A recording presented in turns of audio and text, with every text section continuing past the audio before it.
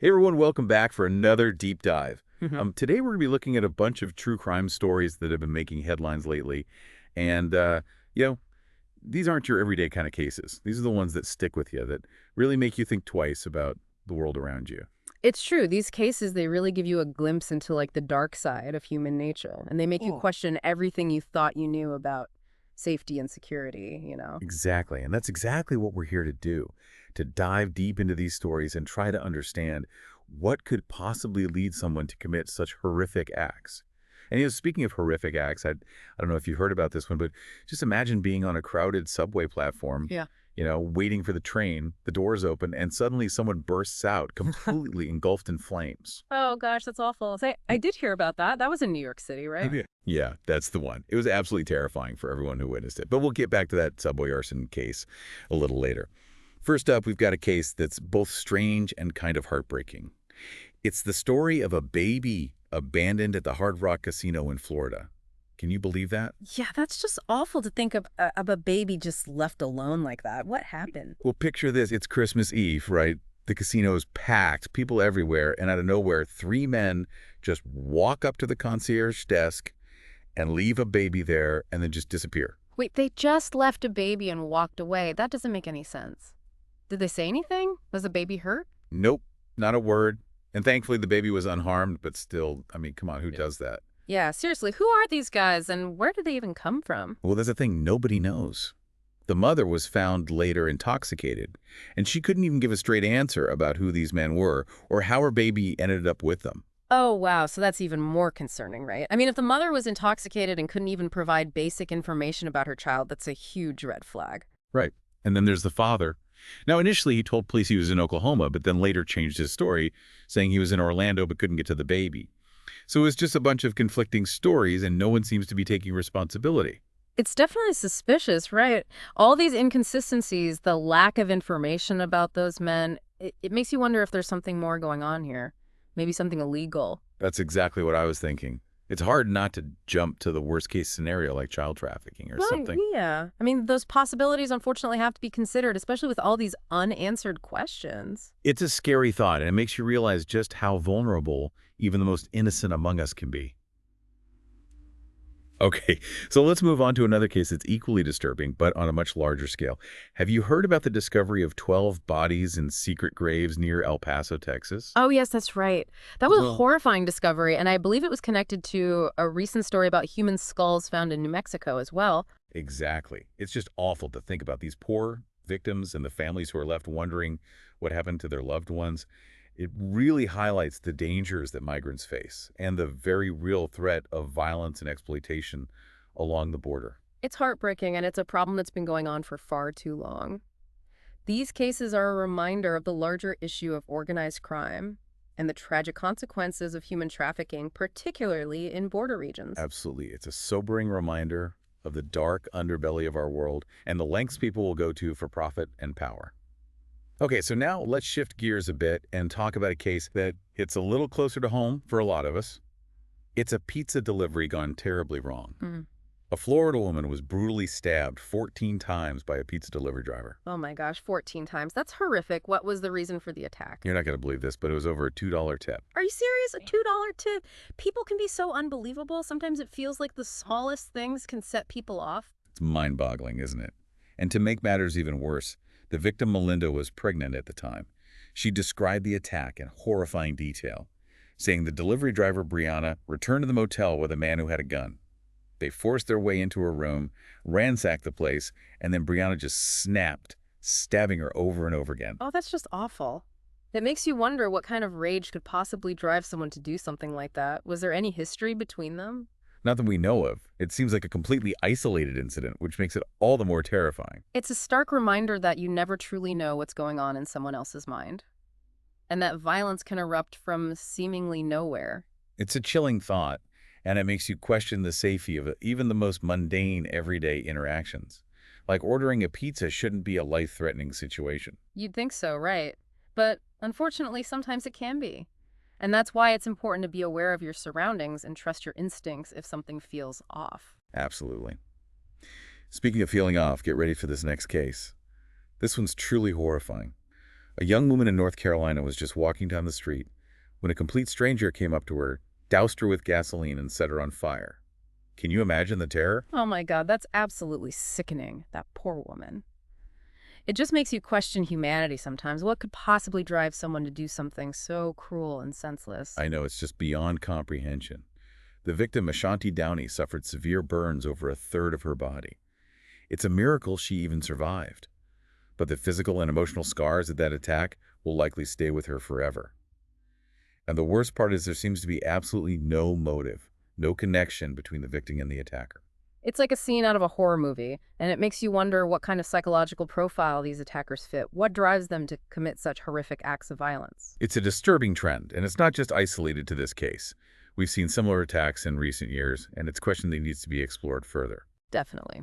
We need to understand the root causes of this kind of violence and see if there are any warning signs that we can be aware of. Exactly. It's about prevention and ensuring the safety of our communities.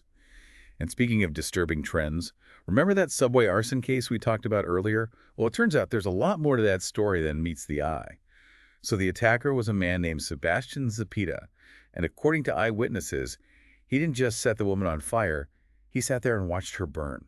Can you believe that? Oh my God, no. That's beyond cruel. The level of callousness is just unfathomable. It's absolutely chilling.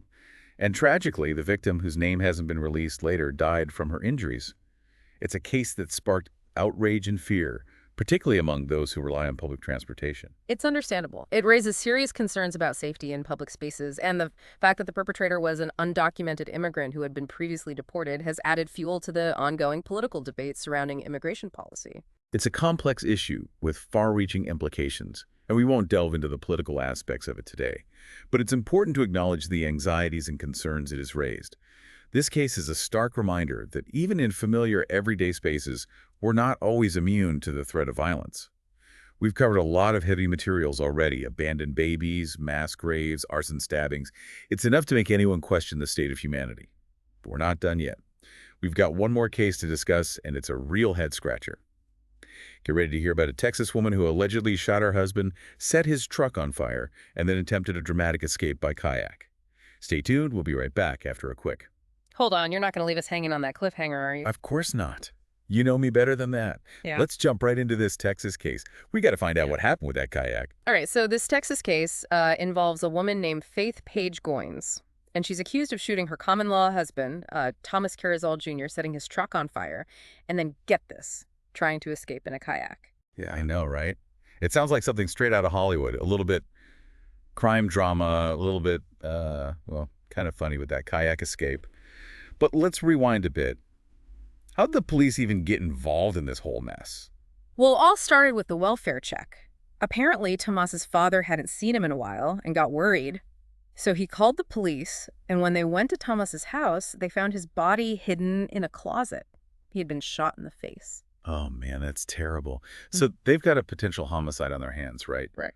Where does the burning truck and the kayak even come in? So get this, on the same day that they find Tomas's body, the police also get a call about a truck on fire. And when they get it there, witnesses say they saw a woman walking away from the burning truck, and guess who it was? I'm guessing Faith. You got it. That timing seems a little too convenient, don't you think? Yeah, it definitely looks like she was trying to cover her tracks. But the kayak, that's the part that really throws me off. It's not exactly the most efficient getaway vehicle. Right. It's like something out of a comedy sketch. Yeah. So did they catch her? Oh, they caught her all right. They found her rowing away in a kayak. And she had some pretty bad burns on her, too. Oh, and one more thing. She had Tomas's ID on her. Wait, hold up. She had his ID? That's strange. Was she trying to frame him? Or maybe fake her own death? It's hard to say what was going through her mind. The whole kayak escape seems pretty impulsive, like a desperate attempt to get away rather than some well-thought-out plan. Yeah, that makes sense. So did she ever explain why she did it? Like, what was her motive? Well, during questioning, Faith confessed to shooting Tomas and setting his truck on fire, but she never really gave a clear reason why.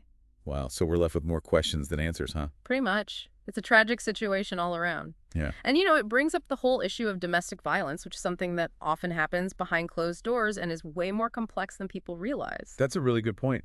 It's a reminder that things aren't always what they seem and that we need to be more aware of the signs of domestic abuse and speak up if we suspect something's wrong. Exactly. You never know your intervention could actually save someone's life. That's powerful stuff. We've covered some really heavy topics today, haven't we? It's easy to get caught up in all the darkness and negativity. Yeah, it is. But it's important to remember that there's still good in the world.